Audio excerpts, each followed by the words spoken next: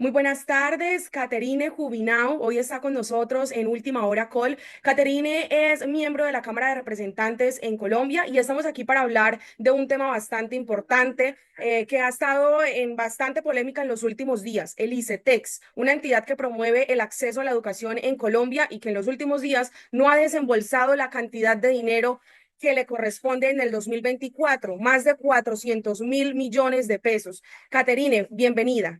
Hola, un saludo muy especial a toda la audiencia de Última Hora Call. Gracias por la invitación. Y queremos saber cómo y cuándo se hace pública esta crisis presupuestal del ICETEX. ¿Fue una denuncia desde el Congreso, de los estudiantes? ¿La misma entidad dio la declaración? Bueno, nosotros comenzamos a detectar problemas de ejecución no solamente en el Ministerio de Educación, sino en todos los ministerios, porque en este momento estamos presentando un informe o estamos elaborando un informe de cómo le fue a este gobierno durante 2024 con la ejecución de los distintos sectores. Comenzamos a ver, digamos, retrasos en el Ministerio de Educación bastante pronunciados.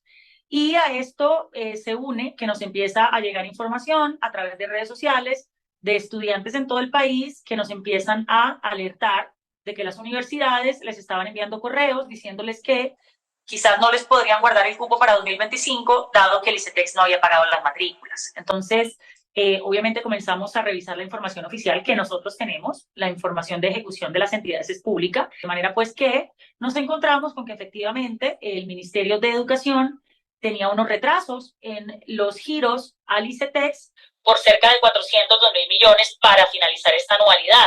Ya esa suma va en 432.000 millones y va a ir subiendo día a día si efectivamente el Ministerio de Educación no salda, digamos, esos dineros. Las implicaciones son gravísimas y nosotros ya las hemos, digamos, socializado en distintos espacios y es que por lo menos 200.000 estudiantes tienen en veremos la continuidad de sus estudios para 2025. Cerca de 114.000 estudiantes tienen también embolatados el subsidio de mantenimiento que les da el ICETEX, que es cercano a más o menos un salario mínimo al semestre. Y por supuesto no podrían continuar con la promesa de condonación de créditos, que la verdad va bastante quedada y era una promesa ambiciosa de condonar más o menos 41.000 créditos. Ya la Procuraduría, luego de nuestras denuncias, ha hecho inspecciones y está haciendo un acompañamiento de esta situación. La Contraloría ya también se pronunció y la Contraloría ya no habla de 200.000 estudiantes, habla de 330.000 estudiantes potencialmente afectados por la situación.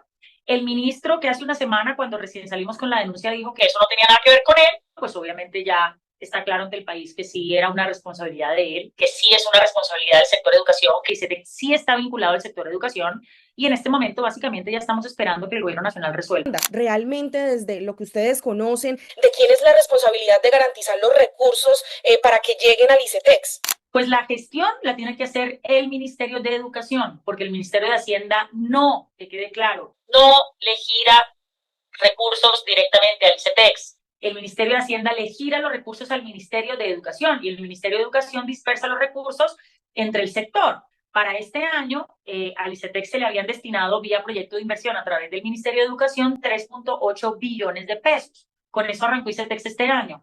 ¿Pero por qué estamos en una crisis financiera? Pues porque el mismo Ministerio de Educación le ha venido quitando las platas. A mitad de año le quitó 2.2 billones al ICETEX y dijo que esos recursos los iba a dispersar directamente el Ministerio de Educación para la política de gratuidad. De manera que el ICETEX de 3.8 billones quedó solamente con 1.5 billones, que era ya para operar lo que responde estrictamente al ICETEX para sostener los créditos activos, para continuar con la política de condonaciones, para los subsidios de sostenimiento, etcétera.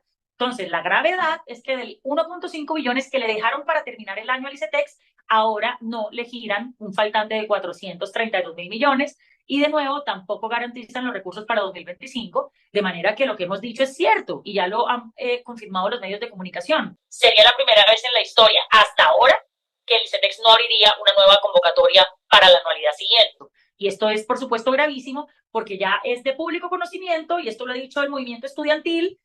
La universidad pública no tiene la capacidad de absorber toda la demanda en este momento. Ojalá que las 26 universidades nuevas que este gobierno dijo que iba a entregar ya las hubieran entregado, pero la realidad es que no lo han hecho. Y entonces, como no lo han hecho, ¿cuál es la única opción para los estudiantes que no alcanzan los puntajes súper altos en la nacional?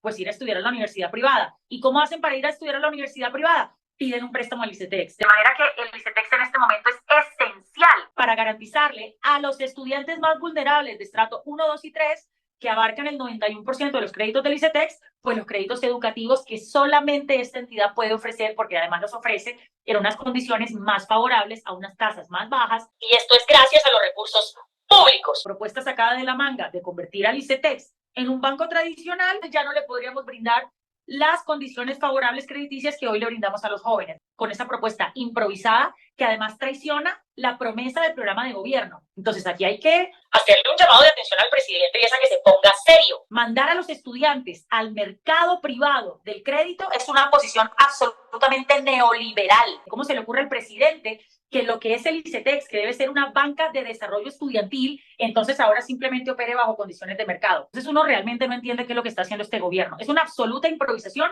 y es una traición a la promesa del gobierno del cambio que hicieron en campaña, y era convertir al ICETEX en una entidad más humana y más amigable, y ahora increíblemente lo que están proponiendo es que se convierta en un banco tradicional y que entonces los estudiantes que necesitan un crédito para ir a estudiar, que vayan a pedirse alojamiento a Angulo. Es el colmo. Eso sí es neoliberal, eso sí es de derecha. Caterine, hablemos un poco de plazos. Si no desembolsan este año, por ejemplo, los estudiantes de mi universidad o de muchas universidades que empiezan a estudiar en enero, no se les desembolsaría esa plata. ¿Qué pasaría? ¿Cuáles son esos plazos?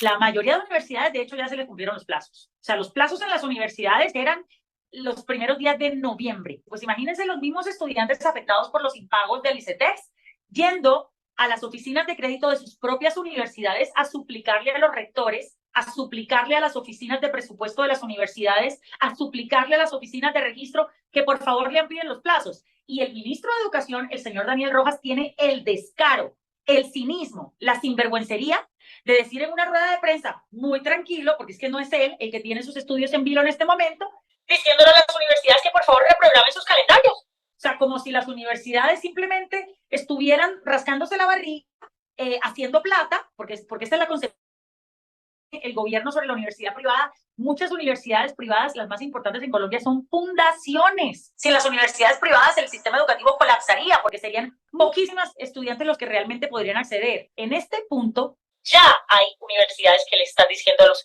estudiantes que básicamente ya perdieron el cupo para el otro año. Yo publiqué una carta de los estudiantes de medicina a las que les habían dado plazo hasta el viernes pasado. Esos chicos están en una situación crítica y así miles de estudiantes. ¿Quién va a responder? ¿Cómo así? Ministro Rojas, que es que usted le está diciendo a los estudiantes que reprogramen calendarios. ¿Eso qué significa?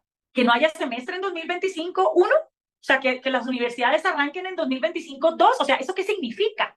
Eso es una falta de vergüenza del ministro Rojas salir con semejante desfachatez. Entonces, ayer, aquí en la plenaria de la Cámara, firmamos más de 70 representantes una carta exigiéndole al Ministerio de Hacienda desembolsar antes de que termine noviembre, es decir, antes de que termine esta semana, de manera que el ICETEX máximo los primeros días de diciembre pueda estar saldando las deudas que tiene con las universidades y a los chicos en diciembre se les aseguren los cupos. Si no, la crisis que vamos a tener el otro año de chicos con sus estudios suspendidos va a ser una tragedia.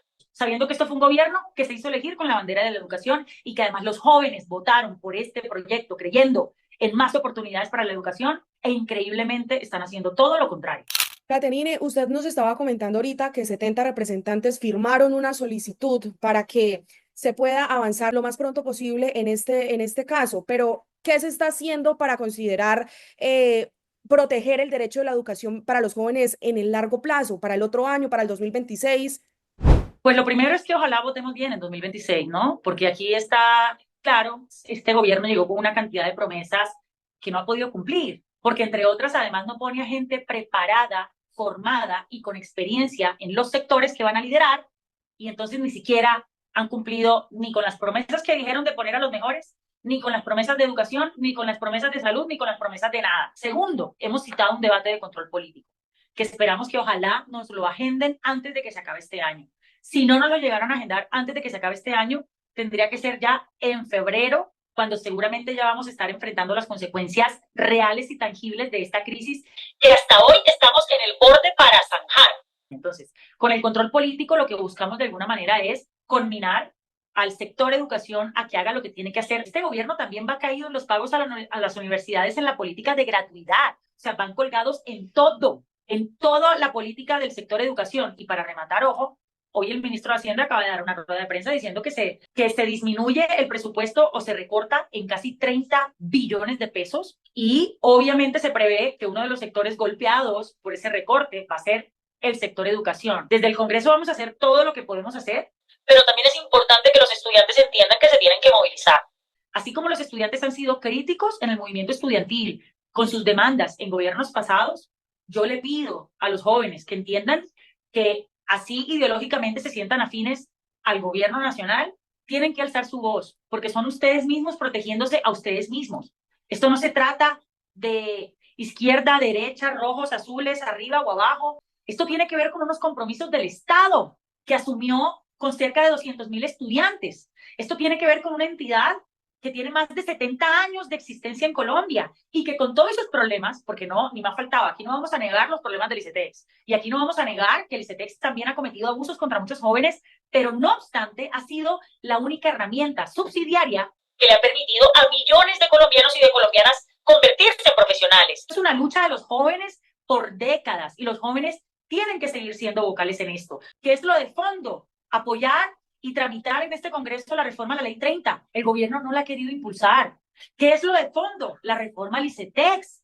Y ahora el gobierno resulta que salió proponiendo todo lo contrario de lo que dijo en campaña y ahora quiere que el ICETEX simplemente se convierta en un banco. Apreciados jóvenes, ustedes que son el futuro del país, que son los que tienen la fuerza movilizadora, tienen que exigirle a este gobierno que cumpla sus promesas. Y son los estudiantes lo que les tienen que hacer llegar el mensaje al presidente Petro de que así no se hacen las cosas. Las cosas no son a las patadas. Uno no puede acabar el ICETEX o de financiar el ICETEX si no ha cumplido sus promesas de fortalecer la política de educación pública superior, porque lo que está pasando es muy grave y es muy delicado. Caterine, muchísimas gracias. Para terminar, última pregunta. Usted nos estaba hablando de que se necesita una reforma estructural de la entidad del ICETEX. ¿Cuáles serían esos aspectos para que se cambie de inmediato? Pues mira, son varios, pero digamos que uno lo podría resumir en que, primero, hay que transformar la categoría de crédito estudiantil a la categoría de crédito social. Eso implica una inyección de recursos públicos para poder prestar en condiciones más favorables de lo que hoy ofrece el ICETEX. Eso implica que el ICETEX, por ejemplo, no le pueda embargar los salarios a los jóvenes que por situaciones de dificultad económica, no porque quieran, han incurrido en situaciones de impago. O sea, las situaciones de impago tienen que ser tratadas de una manera distinta por parte del ICETEX, porque también es cierto que la política del ICETEX ha sido supremamente agresiva con los estudiantes que se han quedado colgados por situaciones que a veces escapan a las manos de los mismos estudiantes. Tiene que haber un plan de salvamento que, de nuevo, también incluye una inyección importante de recursos públicos para que se pueda materializar la promesa de condonaciones. Y tiene que haber también un plan de fortalecimiento institucional a la misma entidad. Y una de las cosas más importantes, que desaparezca la capitalización de intereses, porque ahí es donde los intereses se empiezan a comer al estudiante cuando ya, digamos, terminó su carrera y está trabajando y tiene que pagar los créditos. Yo fui estudiante de ICETEX, al igual que tú, y al igual que centenares de millones de personas en este país. En su momento lo sufrí, porque eran unos intereses altos. Con todo el esfuerzo que pude, pagué mi crédito. Y si bien sé que el ICETEX necesita esta reforma, y créeme que varios congresistas vamos a trabajar en eso, también miro hacia atrás y sé que sin el ICETEX no hubiera podido estudiar. Y esa situación es la situación de miles y miles de jóvenes. Y eso necesita una reforma, no para volver al ICETEX un banco, señor presidente Petro. Esto lo que necesita es una reforma para todo lo contrario, para eliminar la lógica bancaria del ICETEX, y no vamos a permitir que prospere la locura de convertir al ICETEX en un banco de primer piso para terminar arrojando a los estudiantes que necesitan el crédito estudiantil a las manos del Grupo Aval y a la lógica de los banqueros. Eso no lo vamos a permitir. Caterine Jubinao, muchísimas gracias por habernos acompañado en esta entrevista con Última Hora Call. Esperamos de verdad que esta situación se normalice lo más pronto posible. Muchas gracias a ustedes. Un saludo.